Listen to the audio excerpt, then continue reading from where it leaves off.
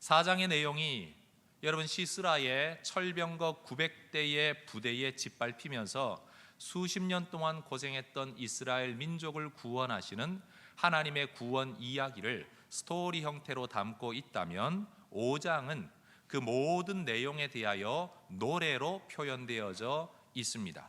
4장과 5장은 하나의 사건에 대한 두 가지 다른 표현입니다. 물론 성경을 연구하는 학자들은 5장의 노래가 훨씬 선대에 불리워졌던 것이고 나중에 성경 기록할 때 그 이야기를 풀어서 쓴 것이 4장이다라고 말을 합니다. 근데 어쨌든 역사적인 전개 순서상 그리고 성경의 배열상 우리는 4장을 먼저 살펴보았습니다.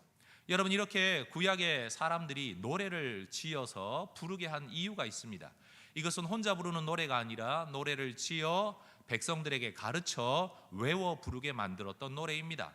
글로 쓰고 책으로 펼쳐내고 그것을 읽고 이해하기가 힘들었던 옛날 시대에 역사상에 있었던 어떤 일들을 후 세대에게 전해주는 가장 좋은 방법은 그것을 곡조에다 담아서 가사로 표현하여 모든 사람들이 함께 반복해서 부르는 것이었습니다. 여러분, 우리가 어떤 노래를 불러야 합니까? 우리 믿음의 사람들은 세상의 노래, 그것보다도 먼저 우리 하나님의 노래를 불러야 합니다. 승리의 노래를 불러야 합니다. 왜요? 내 삶에서 승리해야 되기 때문에 그 승리의 하나님을 기대하려면 승리의 노래를 불러야 합니다. 기도 응답을 받고 싶거들랑 우리는 응답하시는 하나님에 대한 노래를 불러야 합니다. 여러분, 저는 오늘 이 설교를 마치고 난 이후에 이 말씀이 우리에게 주는 깨달음이 우리 모두의 노래가 될 수 있기를 원합니다. 옛날 사람들이 불렀던 그 노래를 그냥 부르는 것이 아니라 그 노래가 내 노래가 되고 그 노래가 새 노래가 되고 내 미래를 바라보는 노래가 되어서 100년 전, 200년 전, 300년 전에 지었던 어떤 사람의 그들의 노래가 오늘 내 노래가 되고 내 미래의 삶을 결정짓는 이런 찬송의 삶을 우리 모두가 살아갈 수 있기를 소망합니다. 여러분, 드보라는 그의 입에서부터 하나님의 구원 이야기가 시작되어졌지요. 그는 그의 입을 통해 전달되는 하나님의 약속의 말씀으로 이스라엘 민족을 불러 일으켰고 그들이 전쟁함으로 이 모든 구원의 역사가 기적의 역사가 이루어지는 것을 보았던 사람입니다. 사건의 시작부터 끝까지 가장 앞장서서 모든 것을 경험한 사람이 바로 드보라입니다. 그리고 바락입니다. 여러분, 이 사람이 노래를 지어 부를 때 그는 드러난 사건적 기술을 넘어선 그 이면에 있는 뒷이야기를 5장에서 우리에게 들려줍니다. 사사기를 처음 시작하면서 저는 여러분에게 이렇게 말씀을 드렸었습니다. 사사기의 주제는 누가 이스라엘을 다스리는 왕이냐, 누가 이스라엘의 진정한 사사이냐, 누가 진정한 우리 삶의 주권자이냐, 이것을 질문하고 이것을 이야기하는 책이 사사기다라고 말씀을 드렸었습니다. 5장의 노래는 바로 이 질문에 대한 해답을 우리에게 줍니다. 여러분, 2절부터 5절을 읽어보면 거기는 몇몇 직분에 있는 지위에 있는 사람들이 등장합니다. 영솔자, 백성, 왕, 통치자. 여러분, 일반 백성에서부터 지도자들에 이르기까지 몇몇 가지 표현들 속에 사람들의 여러 계층의 표현들을 성경은 우리에게 들려줍니다. 그러면서도 이 모든 노래는 결국 3절 이스라엘의 하나님 여호와께 초점이 맞추어집니다. 여러분, 이 철병거 부대와 맞섰던 전쟁은 이스라엘 민족만의 전쟁이 아니었습니다. 바로 하나님의 전쟁이었습니다. 민족과 민족의 전쟁이 아니라 하나님과, 눈에 보이지 아니하는 하나님과 눈에 보이지 아니하는 세상 세력과의 전쟁이었습니다. 하나님은 출애굽 과정에서도 전면에 등장하지는 않았지만 부대를 보내어 싸우려고 하는 바로의 병거 부대와 직접 싸우셨습니다. 자연의 현상을 일으켜 그들과 싸우셨고 끝내 승리하셨습니다. 마찬가지로 하나님은 4장에서도 눈에 보이지 아니하는 야빈이라는 왕이 보낸 시스라의 900대의 철병거 부대와 자연과 함께 맞서 싸우십니다. 그리고 이기셨습니다. 이 전쟁은 하나님의 전쟁이었고 이 승리는 하나님의 승리였습니다. 백성들이 제대로 숨쉬고 살 수 없었던 철병거의 압제의 삶 속에서 하나님은 드보라의 입을 통해 전달되어진 하나님의 말씀을 가지고 승리를 잉태시켰습니다. 그래서 이 노래의 초반부에는 드보라가 자기를 이스라엘 민족의 어머니라고 표현을 합니다. 내가 낳았다는 뜻이 아닙니다. 내가 촌수로 가장 높다는 뜻이 아닙니다. 나를 통하여 하나님이 구원을 시작하셨다. 내 입을 통하여 전달되어진 말씀으로 이 민족의 하나님의 구원이 시작되어졌다라는 면에서 그는 하나님의 말씀을 전달하여 승리를 잉태한 이스라엘의 어머니가 되었습니다. 그러나 드보라는 군대 장관이 아니었습니다. 바락이 있어야만 전쟁을 할 수 있었습니다. 바락이라는 장수 역시 그가 모든 전쟁을 수행한 게 아닙니다. 드보라를 통한 하나님의 약속의 말씀이 없었다면 그는 전쟁을 시작하지도 않았을 겁니다. 야엘이라는 한 연약한 여인이 시스라라는 군대의 장관을 말뚝으로 박아서 죽이는 이 엄청난 일을 이룬 것, 대단한 일이기는 하지만 사실 그것은 바락과 이스라엘의 백성들이 철병거 부대를 다 물리친 다음에 마지막 결론, 마침표 하나 찍은 사건이었을 뿐입니다. 그러니 이 전쟁에서 그 어느 누구도 자신만의 독자적인 힘으로 승리를 가져온 사람이 아무도 없습니다.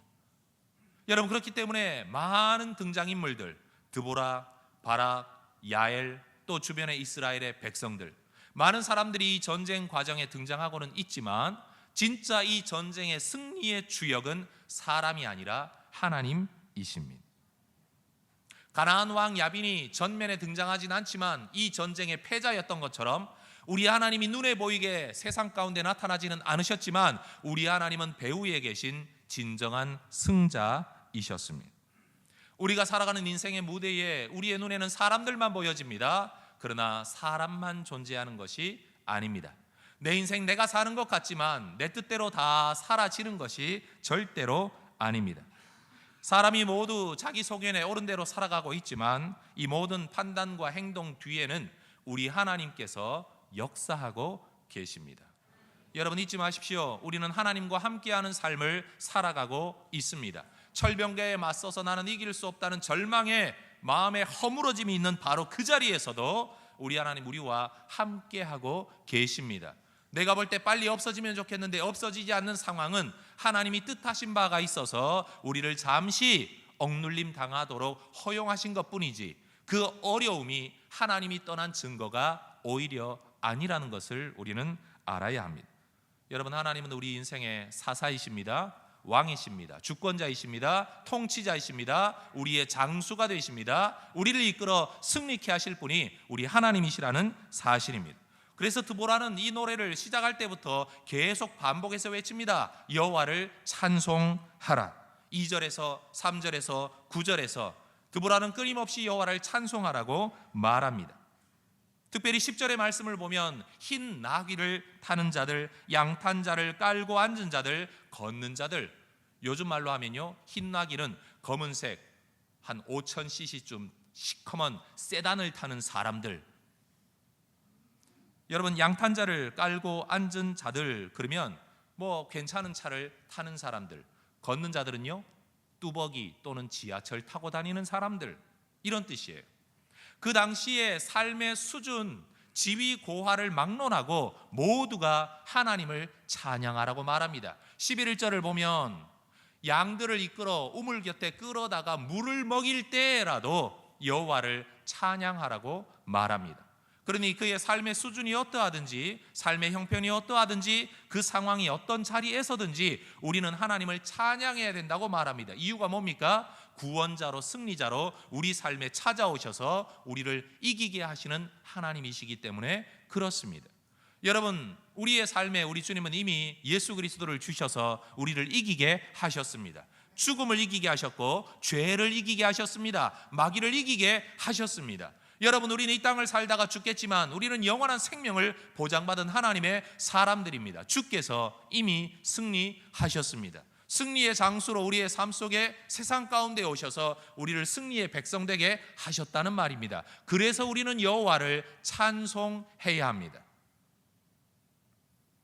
여러분, 죽음을 노래하고 허물을 노래하고 세상을 노래하는 것이 아니라 예수 그리스도를 노래하는 하나님의 백성들이 되기를 원합니다. 드보라는 우리에게 이야기합니다. 여호와를 찬송하라. 여러분, 예수 그리스도가 우리의 노래의 주제가 되어 죽을 때까지, 천국에 이를 때까지, 심지어 천국에 가서라도 우리는 예수를 노래하게 될 것이라는 것 잊지 말아야 합니다.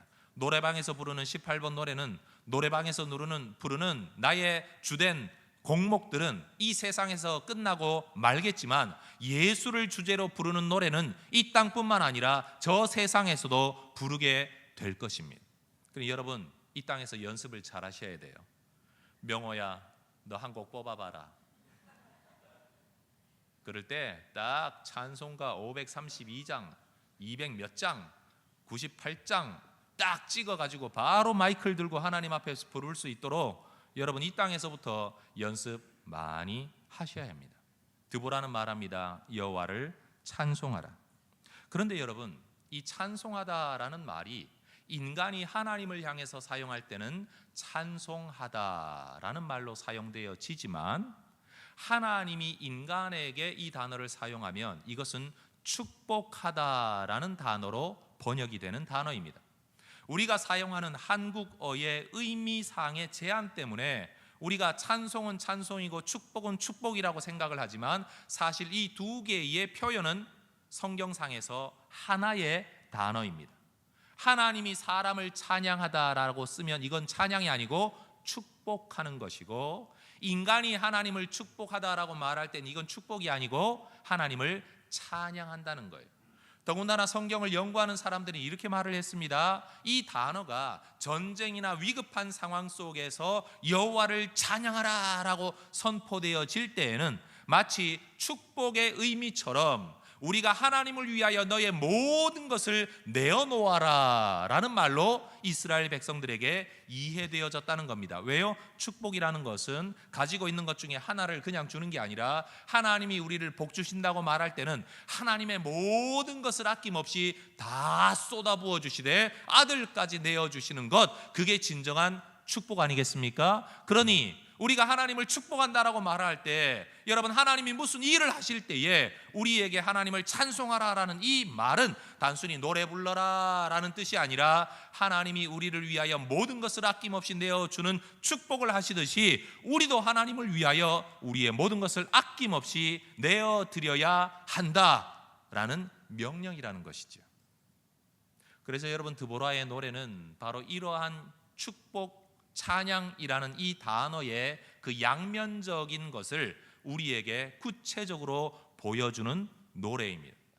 여러분, 바로 이런 점에서 사도 바울이 우리 그리스도 십자가를 통하여 우리에게 주어진 구원의 진리를 다 전파한 다음에 이렇게 구원받은 사람들이 어떤 삶을 살아야 하는가를 이야기하는 과정 속에서 로마서 12장 1절은 아주 단호하게 이렇게 말하지 않았습니까? 그러므로 형제들아, 내가 하나님의 모든 자비하심으로 너희를 권하노니. 그 다음부터 같이 읽습니다. 너희 몸을 하나님이 기뻐하시는 거룩한 산 제물로 드리라. 이는 너희가 드릴 영적 예배니라. 너희의 삶 자체를 하나님 앞에 내어 드려라. 여러분, 왜 이 명령이 가능합니까? 이 말을 구약적 표현으로 하면 여호와를 찬송하라는 겁니다. 네가 받은 구원 때문에 너에게 구원자로 나타나신 그 하나님은 너 여호와를 찬송해라. 노래를 부르라는 뜻이 아닙니다. 여호와를 찬송함으로 너희 몸을 거룩한 산 제물로 그냥 하나님이 알아서 쓰시도록 다 내어 드려라. 이게 예배다. 이게 제사다. 이게 찬송이다. 여러분, 이것이 진짜 제자도입니다. 예배 시간 한번 참석하는 것이 하나님이 원하는 삶의 전부가 아닙니다. 따라합시다. 여호와를 찬송하라. 여러분, 이 성경의 명령이 성경의 명령, 하나님의 말씀으로 정말로 여러분이 인정하실 수밖에 없다면 여러분, 이것도 인정해야 됩니다. 너희 몸을 거룩한 산 제물로 여호와께 찔끔찔끔이 아니라 통으로 다 바쳐라. 이게 진짜 예배다. 우리가 아무리 하나님의 뜻을 운운하더라도 결국 우리는 인간의 생각과 행동 속에서만 살아갈 수 있습니다. 그래서 하나님의 초자연적인 뜻은 인간의 현실적인 삶을 통하여 언제나 실현되어집니다. 보이지 아니하는 하나님께서 눈에 보이는 인간의 몸을 입고 이 땅에 오시고 인간 세상 안에 들어와 우리를 구원하셨던 것처럼 우리 하나님의 거룩하고 원대한 계획은 언제나 우리 인간의 삶을 통하여 이 땅에서 실현되어집니다. 주권자 하나님은 사람을 통해서 역사 안에서 인간의 제한성 안에서 일하십니다. 그렇기 때문에 여기서 정말로 중요한 신앙의 관점은 그렇게 하나님이 인간의 제한 안에서 일하실 때 제한된 우리는 어떤 삶을 살 것인가? 어느 편에 설 것인가? 하나님이 일하실 때 우리는 어떤 자리에 설 것인가? 이것이 굉장히 중요한 결단입니다. 능력이 있냐 없냐가 아닙니다. 일 잘하냐 못하냐가 아닙니다. 얼마나 많은 것을 드릴 거냐 말 거냐 그런 문제가 아닙니다. 어느 편에 설 거냐. 하나님이 일하실 때 너는 어떤 마음으로 반응할 것이냐, 어떤 말로 반응할 것이냐, 어떤 행동으로 하나님에게 편을 들 것이냐. 우리 하나님은 우리에게 이것을 질문하고 계십니다. 첫 번째로, 여러분 고통 속에서 하나님의 구원을 기다리던 이스라엘 백성들에게 드보라를 통한 하나님의 약속의 말씀이 주어졌을 때에 대부분의 지도자들과 백성들은 이 일에 적극적으로 헌신했습니다. 2절 같이 한번 읽어보겠습니다. 이스라엘의 영솔자들이 영솔하였고 백성이 즐거이 헌신하였으니 여호와를 찬송하라. 영솔자들이 영솔하였다라는 말은요, 나실인들이 머리를 깎지 않았다, 머리를 풀어 늘어뜨리고 그 일을 행했다, 그 자리를 떠나지 않았다는 뜻이에요. 다시 말하면 지도자의 자리에 간 사람들이 지도자의 역할을 무시하지 않고 포기하지 않고 지도자의 역할을 잘 감당하였다. 한국어 표현 그대로 하면 영솔자들은 영솔하였다, 그겁니다. 목사는 목사답게, 장로는 장로답게, 성도는 성도답게 자기 역할을 다했다, 바로 그 구절입니다.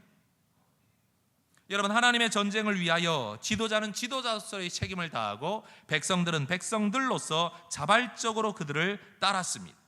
이런 지도자들이 있었다는 것과 이런 백성들이 있었다는 사실 때문에 드보라는 하나님을 찬양합니다. 9절도 말하지 않습니까? 내 마음이 이스라엘의 방백을 사모함은 그들이 백성 중에서 즐거이 헌신하였음이니 여호와를 찬송하라. 여러분, 드보라가 하나님을 찬송하는 이유가 뭡니까? 하나님의 구원 때문이기도 하지만 하나님의 일에 동참하고 헌신하는 하나님의 사람들이 있었다는 이유 때문에 여호와를 찬송하라고 명령합니다. 저는 이 드보라의 노래를 저도 부르기를 원합니다. 하나님의 일을 앞장서서 제가 드보라처럼 만약에 하나님의 말씀을 선포한다면 이 일에 앞장서서 헌신하는 지도자들이 있었음을, 영솔자들이 있었음을, 방백들이 있었음을 인하여 여호와를 찬송하라 라고 말하는 그 찬송, 그 선포가 저의 입에서, 저의 삶에서 있어지기를 저는 소망합니다. 마찬가지입니다. 여러분의 입과 여러분의 노래에도 지도자다운 지도자, 목사다운 목사가 있음으로 말미암아 여호와를 찬송하라, 이런 선포와 확신이 여러분의 삶에도 있어지기를 원합니다. 옆에 분한테 인사하며 이야기합시다. 당신 때문에 찬송하게 해주세요. 한 번 더 인사합시다. 당신으로 인하여 찬송하기를 원합니다. 여러분, 하나님께서 일하실 때에 그 일에 앞장서서 일하는 누군가가 있음으로 말미암아 여호와를 찬송하라, 여호와를 찬송하라 반복하는 드보라의 고백처럼 우리도 그런 찬송을 할 수 있어야 합니다. 여러분 가정에 이런 일들 종종 있죠. 언니는 노처녀가 되었는데 시집갈 기미가 없고 사귀는 사람도 없고, 근데 동생은 벌써 사귀는 사람이 있고 시집갈라 그러는데 그 동생이 날마다 하는 말이 이 말입니다. 똥차가 가로막혀 고급 세단이 지나가지를 못한다고. 여러분, 똥차 되지 않으시기를 주의 이름으로 축원합니다. 직장생활 하는 분들은 또 이렇게 말합니다. 나이는 들었는데 능력은 없고 진급을 시키려니 실력은 없고 내쫓아니 그 인생이 아깝고 불쌍하고 안타까워서 어느 한 자리를 꿰차고 앉아가지고 그 아래 사람들 진급의 길을 가로막고 있는 어떤 부장님들, 어떤 과장님들, 어떤 분들이 있으면 여러분, 밑에 있는 부하 직원들이 돌아서서 날마다 말합니다. 똥차가 가로막혀서. 그럴 때가 있죠. 여러분, 교회 안에서도 이런 일이 있을 수 있습니다. 예수님은 바리새인들을 향해서 이렇게 말씀하셨습니다. 너희도 천국에 들어가지 않고 천국에 들어가려고 하는 자들조차도 들어가지 못하게 막는도다. 이야말로 똥차 아닙니까? 전 우리 교회 믿음의 지도자들, 목자들, 팀장들, 중직자들, 특히 교역자들, 우리가 똥차되지 않도록 기도해야 될 줄로 믿습니다.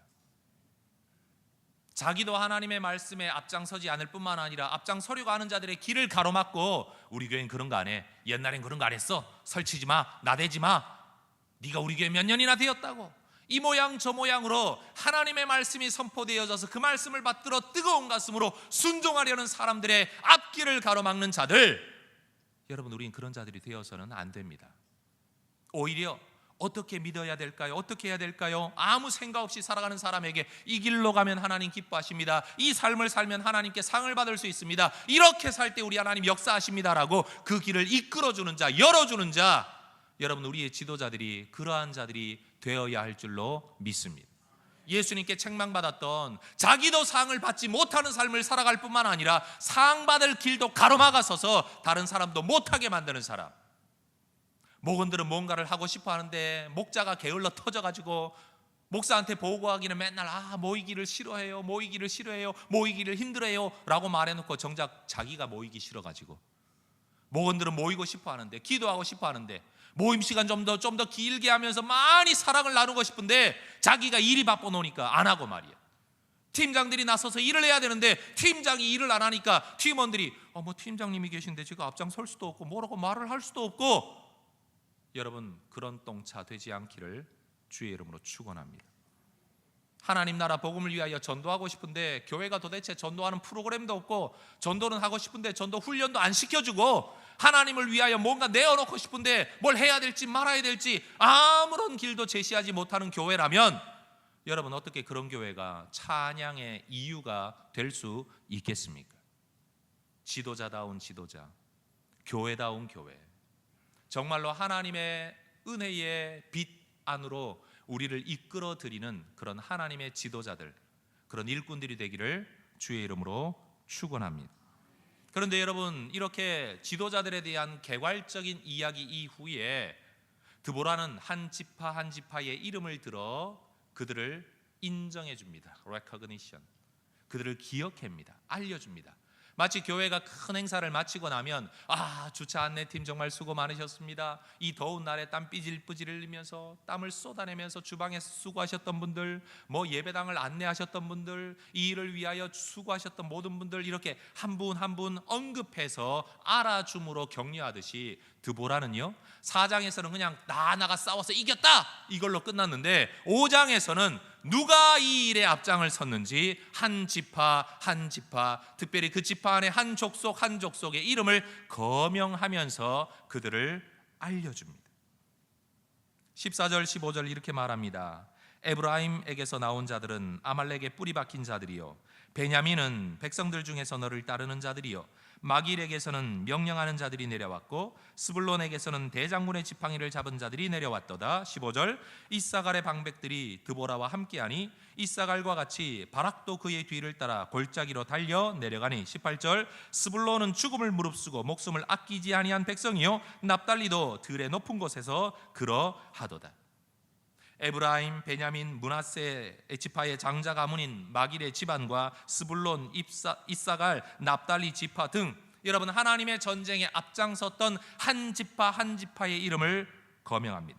특별히 이사갈 지파와 스불론 지파와 납달리 지파는 이 전쟁을 이끌도록 앞장서도록 명령받았던 바락과 함께 죽음을 무릅쓰고 목숨을 아끼지 아니하고 그 철병거가 그득히 맞서 있는 그 골짜기 아래로 앞장서서 맨몸으로 달려내려 갔다라고 그들을 추켜 세워줍니다. 24절을 보면 야엘이라는 여인도 빈 방망이 하나를 들고 시스라와 맞섰다. 그래서 그는 말하기를 여인들보다도 더욱 복을 받을 것이다. 그의 삶을 축복합니다. 여러분, 백성들 가운데 병사들이 모집되지 않았다면 바락 혼자 앞장선다고 어떻게 이 전쟁에서 이길 수 있었겠습니까? 백성들이 불순종했다면 드보라의 말씀 선포가 무슨 열매를 거둘 수 있었겠습니까? 하나님의 사람이 하나님의 말씀을 전하고 이 하나님의 말씀에 지도자들이 앞장서서 순종하고 백성들이 이 지도자들을 따라 순종하게 되는 이 삼위일체가 이루어지게 될 때에 이스라엘은 절대로 이길 수 없었던 철병거 부대를 이기고 전쟁에 승리하는 하나님의 기적을 경험할 수가 있게 되었습니다. 여러분, 우리는 이것을 기도해야 됩니다.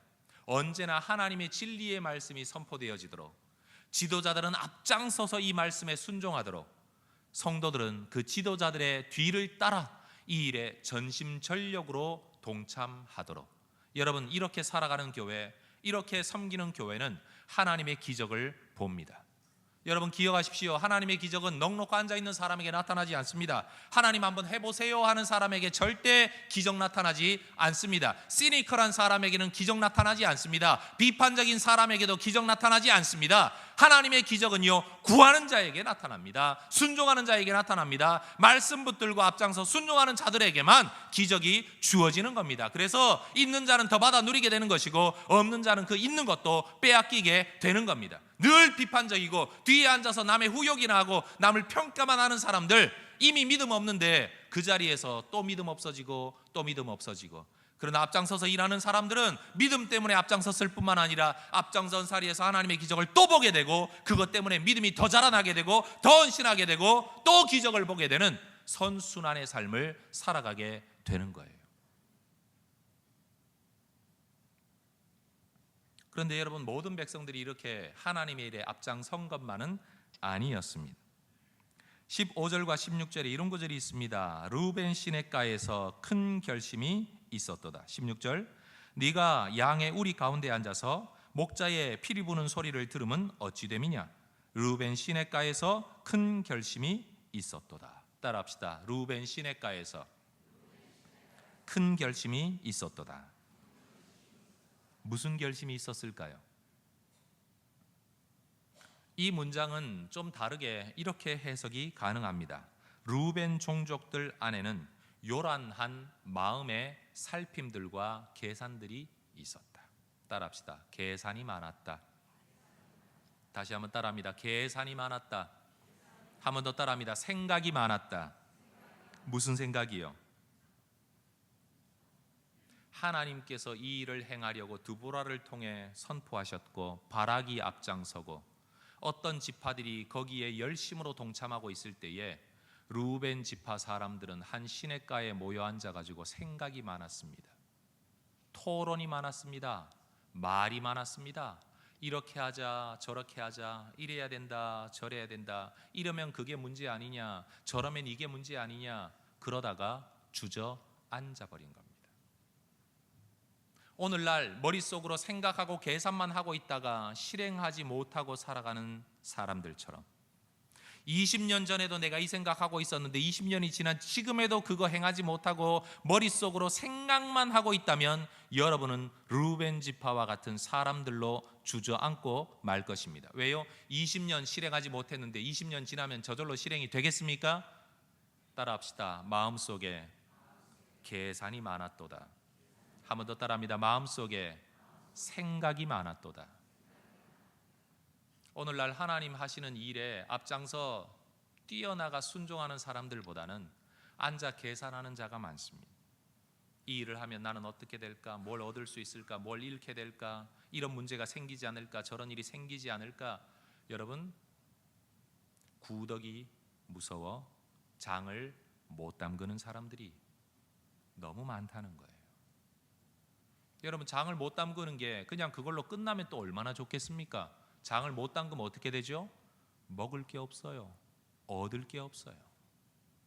하나님의 하시는 일에 참여해야 하나님이 하시는 일을 보고 믿음이 생기는데, 그래야 담대함이 생겨서 또 다른 일에 도전할 수 있는데, 그래야 또 거기서 기적을 보는데, 그래야 또 믿음이 생기는데, 그래야 또 도전할 수 있는데, 그래야 또 기적을 보는데, 근데 여러분, 처음부터 단추를 잘못 끼는 거죠. 생각하고 계산하다가 주저앉아 버렸어요.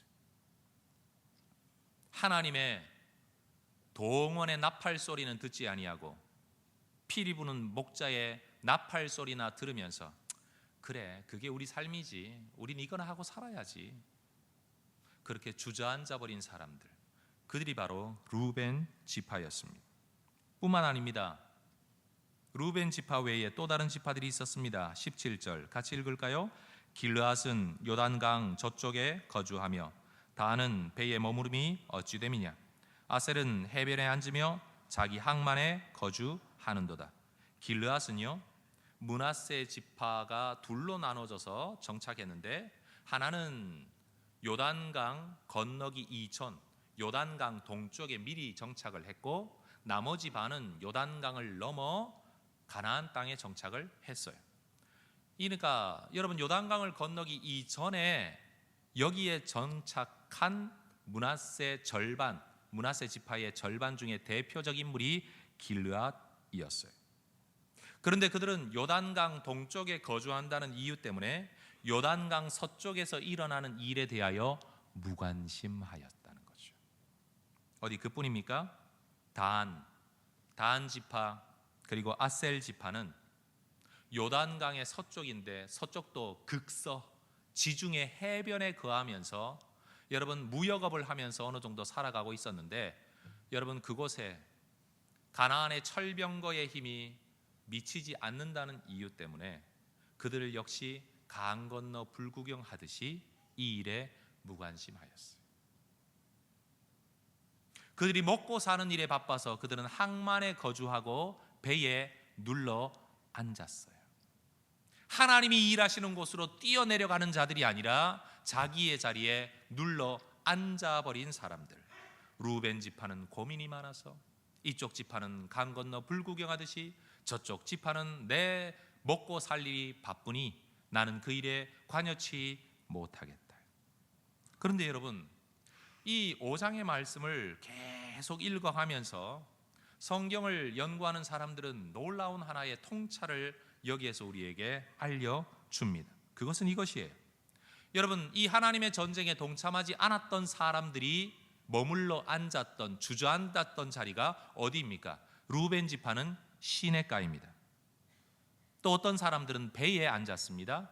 어떤 사람들은 해변에 앉았습니다. 어떤 사람들은 항만에 앉았습니다. 따라합시다. 물가.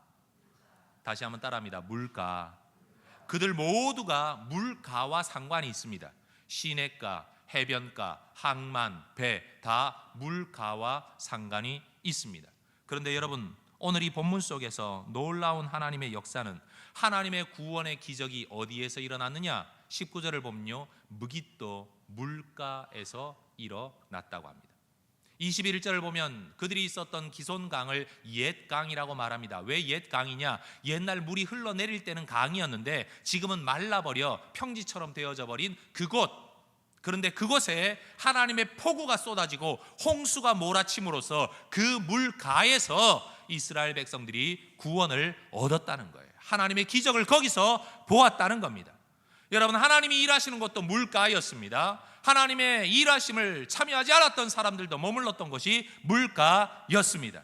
여러분은 어느 물가에 있으십니까? 세상의 모든 사람들이 나름대로 수고하며 애쓰며 살아갑니다. 죽도록 고생하며 살아갑니다. 인생은 모두가 어려운 겁니다. 모두가 먹고 살기 힘든 겁니다. 누구의 인생이든 만만치 않습니다. 그런데 어떤 사람은 자기 하나 먹고 살기 위하여 물가에서 수고하며 애쓰며 살아가는 사람이 있고, 어떤 사람은 여전히 먹고 살기 힘든데도 불구하고 하나님이 일하시고 하나님이 역사하시는 기적의 물가에서 하나님을 누리며 살아가는 사람들이 있습니다. 어느 물가에 계십니까? 무슨 수고를 하고 계십니까? 여러분은 어떤 수고를 하면서 살아가고 계십니까?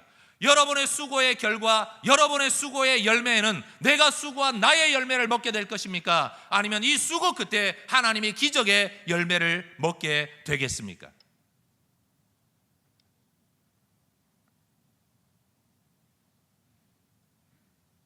우리는 하나님의 음성을 들어야 됩니다. 네가 어디 있느냐? 이 일이 어찌 됨이냐? 드보라는 탄식으로 그들에게 이야기합니다. 그러니 여러분, 드보라가 이 노래를 후손들에게 계속 부르도록 가르쳤던 목적이 뭐겠어요? 노래 하나 알라고요? 아닙니다. 이렇게 일하신 하나님의 이런 일에 이런 사람 저런 사람들이 있었다. 너희들 이 노래를 부르면서 생각해봐라. 미리 준비해라. 미리 결단해라. 내가 어느 물가에서 살아갈 것인지를 미리 결단해라.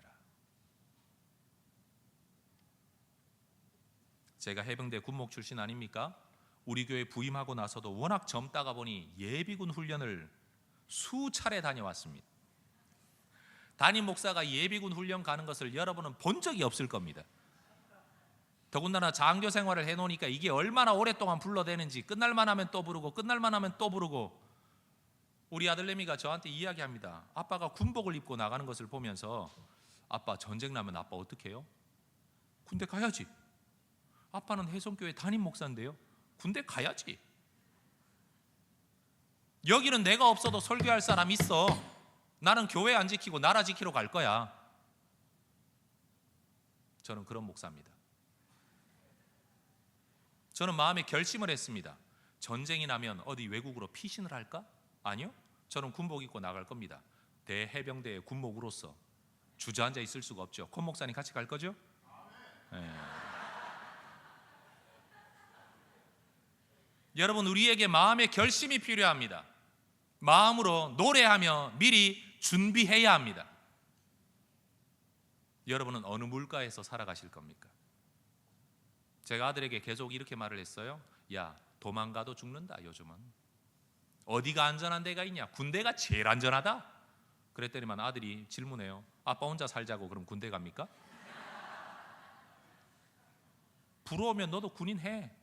그 다음부터 애가요, 군인이 된다고 계속 이야기를 하는 거예요. 알고 보니까 지도 살고 싶어서 그런 것 같아요.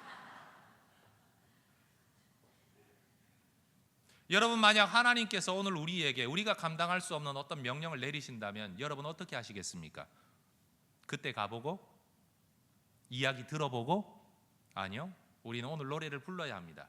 무깃도 물가에서 구원이 일어났고, 가나안 아니죠, 저기 지중해 해변가에서, 그리고 루벤 시냇가에서 어느 자리에 있었던지를 그들의 삶을 쳐다보면서 나는 과연 어디에 있을 것인가를 결단해야 합니다.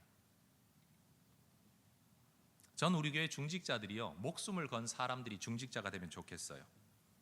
솔직한 목사의 마음입니다. 여러분, 군대 지휘관 치고 자기의 장수들이, 자기의 병사들이 목숨 두려워가지고 전쟁만 나면 뒷구멍으로 도망칠 사람, 군대 물자나 빼돌릴 사람이라면 어느 장수가 좋아하겠습니까? 안 그래요, 여러분? 대답 좀 해보세요. 그렇죠? 여러분, 전쟁을 나가서 싸워야 할 군인이라면, 장수라면요, 지휘관이라면 누구나 목숨 걸고 나와 함께 죽자! 이러고 나가서 싸울 장수들을 원할 겁니다. 저는 목사입니다. 한 교회를 책임진 목사입니다. 목사로서 저는 기대합니다. 최소한 이 교회를 이끌어 나가는 지도자들은 교회를 위하여 목숨을 거는 사람들이 돼야 되지 않냐? 성도들은 뭘 하겠다고 말하는데 똥차가 가로막아가지고 해야 될까 말아야 될까, 때가 아닙니다, 시간이 아닙니다 라고 말하는 사람, 전 교회 지도자들이 되길 원치 않아요. 지금 그런 분이 계시다면 중직자 사퇴서 내세요. 저 받아들일 테니까. 뭐 교인으로 쫓아내겠다는 뜻은 아닙니다. 예수는 믿고 사세요. 그러나 지도자 자리는 내려놓으세요. 나라를 위하여 목숨을 걸겠다는 사람이 아니라면 장교되면 안 되죠. 사병들이 어쩔 수 없어서 끌려왔다고 생각하고 내가 근무하는 데는, 내가 복무하는 동안에는 전쟁 안 나면 좋겠다라고 생각할 수 있지만, 여러분 그것을 업으로 삼는 지휘관들이라면 여러분 목숨을 걸어야 될 것 아닙니까? 여러분 군인들에게 그런 거 기대하지 않으세요? 대답 좀 하시라니까요. 이 나라를 지키는 군인들에게 목숨 걸고 나라 지킬 것 여러분 기대하지 않습니까? 그러면 이 교회 지도자들에게 우리가 뭘 기대해야 됩니까? 목숨 걸고 교회 지켜라. 목숨 걸고 교회를 위해 헌신해라. 너 그걸 위해 부름받았다. 그거 나라고 너에게 직분 준 거 아니냐? 그거 자신 없으면요, 목사 내려놔야죠. 장로 내려놔야 돼요. 안수 집사 권사 내려놔야 돼요. 여러분이 잘했다고 주는 직분이 아니에요. 여러분 인생을 교회를 위해 내놓으라고 그 직분 준 거예요. 그런데 요즘은 소나 개나 다 집사고 다 장로고, 목숨은커녕 교회 돈 뒤로 다 빼먹는 것들이 직분자래요. 말이 됩니까 이게? 있을 수 없는 일이에요. 여러분, 육적인 일을 앞세우면서 영적인 일을 무시하는 사람들, 드보라의 노래를 들어야 합니다. 자기 먹고 사는 이유 때문에 하나님의 전쟁에 참여하기 싫어했던 사람들, 드보라의 노래를 불러야 합니다.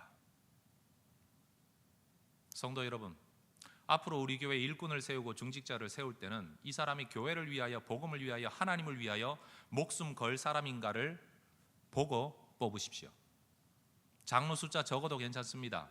안수 집사 숫자 적어도 상관없습니다. 많다고 잘 되는 거 아닙니다. 그리고 저는 여러분이 그러한 자리에 설 수 있는 하나님의 용사가 되기를 또한 더 원합니다. 남에게 기대하지 말고 내가 그 자리에 서서 내가 용사가 되어서 내가 백성을 이끌어서 내가 하나님의 기적을 보겠다. 회의주의자들은요, 전쟁에 아무 도움이 안 됩니다. 목숨 거는 용사들이 필요하지 비판주의자들과 회의주의자들이 전쟁에서 필요한 게 아닙니다. 하나님의 일에 필요한 것은 하나님이 행하시는 일에 목숨을 거는 사람들입니다. 저는 그걸 믿습니다. 저는 그렇게 살기를 원합니다.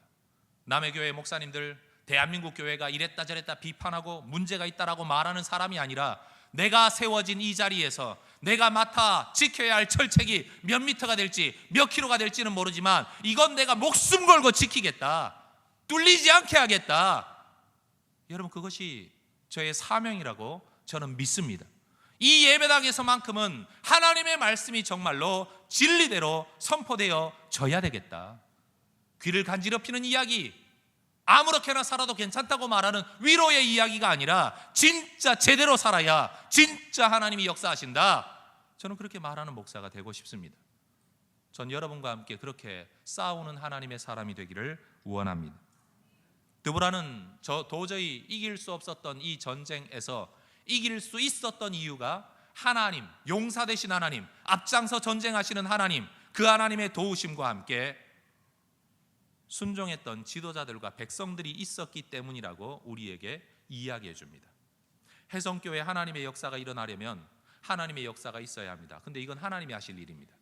우리가 해야 할 일이 있습니다. 그게 뭡니까? 말씀 앞에 순종하고 말씀 앞에 앞장서서 말씀으로 사람을 이끌어 하나님의 일에 동참하도록 만드는 우리의 결단, 우리의 결심, 우리의 리더십이 있어야만 우리 교회에 통해 하나님의 기적이 나타나는 겁니다. 여러분, 부모의 인격이 영 덜 되어가지고 그 부모 밑에서 자라난 아이들의 인격도 왜곡되어진 가정들 얼마나 자주 봅니까? 그렇잖아요, 여러분. 애가 말하는 것도 생각하는 것도 영 이상해서 보면 그 부모가 그래요. 여러분, 교회도 마찬가지입니다. 지도자들, 앞장서는 자들, 말씀 선포되어지는 것들이 어떤 성향인가를 보면 그 교회를 결정지을 수가 있어요. 저의 이 설교가 너무 부담스럽고 어렵다면 여러분, 들을 수 있는 설교를 하는 교회로 옮겨가십시오. 저는 말리지 않습니다. 무책임하다고 저는 생각지 않습니다. 내가 돌보고 내가 이끌어가고자 하는 공동체는 이런 방향이어야 하고 나는 이것이 진리라고 믿기에 이걸 받아들일 수 없다면 여러분, 해병대 못 올 것 같으면 방위를 가셔야죠. 하나님께서 역사하시는 교회, 정말로 그것이 우리의 소망이라면 우리는 역사하실 수 있는 삶을 살아야만 할 것입니다. 이사갈, 스불론, 납달리, 드보라가 그들을 이야기하면서 목숨을 아끼지 아니하고 죽음을 향해 내달렸던, 앞장섰던 그들의 삶을 추앙하며 격려하고 있듯이 여러분, 언젠가 하나님의 노래가 들리워질 때에 해성교회가 그렇게 앞장선 전사로 해성교회의 이름이 우리 하나님 앞에서 거론되어질 수 있기를 저는 소망합니다. 꽁지 빼고 뒤따라서 남 가는 길 뒤따라가면서 할 수만 있으면 안 하려고 하고 어려운 거 좀 안 하려고 하고 상 받는 일에는 홀라당 앞에 가가지고 나도 주세요 하는 교회가 아니라 정말로 목숨을 걸고 앞장서서 내어 달리는 교회. 여러분, 해성교회가 그런 교회 되기를 원치 않으십니까? 않으시군요. 저는 원합니다. 하나님의 구원 역사를 노래한 드보라의 결론은 이것입니다. 31절, 여호와여, 주의 원수들은 다 이와 같이 망하게 하시고 주를 사랑하는 자들은 해가 힘있게 도둠 같게 하옵소서. 여러분, 떠오르는 해를 누가 막을 수 있습니까? 구름이 가릴 수는 있어도 떠오르는 해를 막을 수는 없습니다. 하나님을 사랑하는 자, 하나님의 말씀을 앞세우고 나아가는 자, 우리 하나님은 해가 떠오르는 것처럼 그를 세워주겠다고 약속하십니다. 여러분, 정말로 우리 하나님께서 우리를 높이시기 때문에 세상이 우리를 가로막을 수 없는 삶을 살기 원한다면 우리는 주를 사랑하는 자가 되어야 합니다. 앞장서는 자가 되어야 됩니다. 말씀 순종의 열정을 품은 자들이 되어야 합니다. 그래야 하나님의 역사가 일어납니다. 하나님은 이러한 사람들의 삶을 허무하게 헛되게 만들지 않으십니다. 근데 특별히 여러분, 이 결론 부분에서 우리가 놓치지 말아야 할 것이 28절에서 30절에 나타난 시스라 어머니의 독백입니다.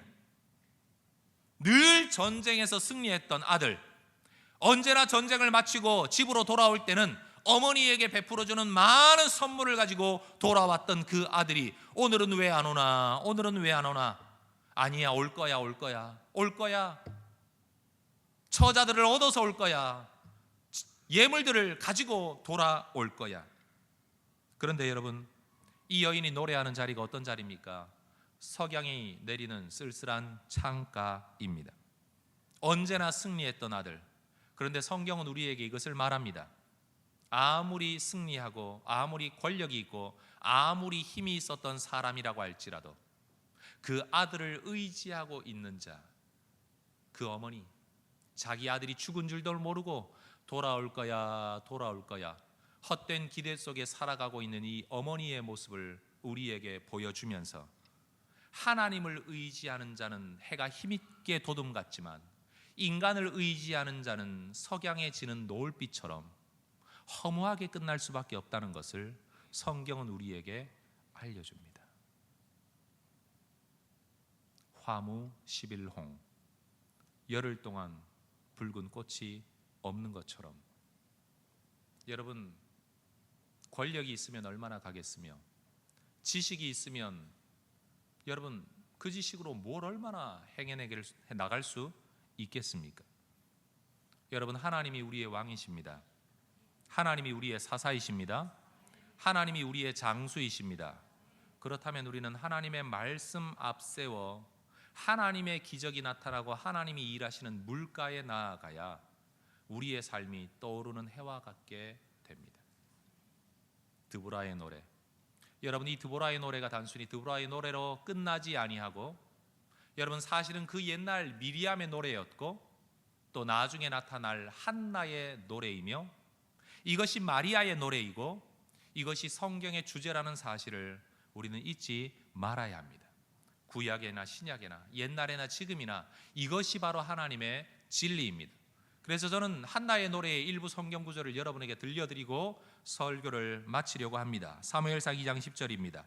여호와를 대적하는 자는 산산이 깨어질 것이라. 하늘에서 우레로 그들을 치시리로다. 여호와께서 땅 끝까지 심판을 내리시고 자기 왕에게 힘을 주시며 자기의 기름 부음을 받은 자의 뿔을 높이시리로다. 여러분, 하나님의 편에 서는 자, 하나님의 말씀에 순종하는 자를 우리 하나님은 높이시지만 하나님이 일하시는 물가가 아니라 자기 물가에서 살아가는 자, 하나님 그들을 외면하실 것입니다. 여러분, 우리 하나님의 일하심에 믿음으로 동참하되 앞장서서 일하는 주의 백성들 되시기를 주의 이름으로 축원합니다.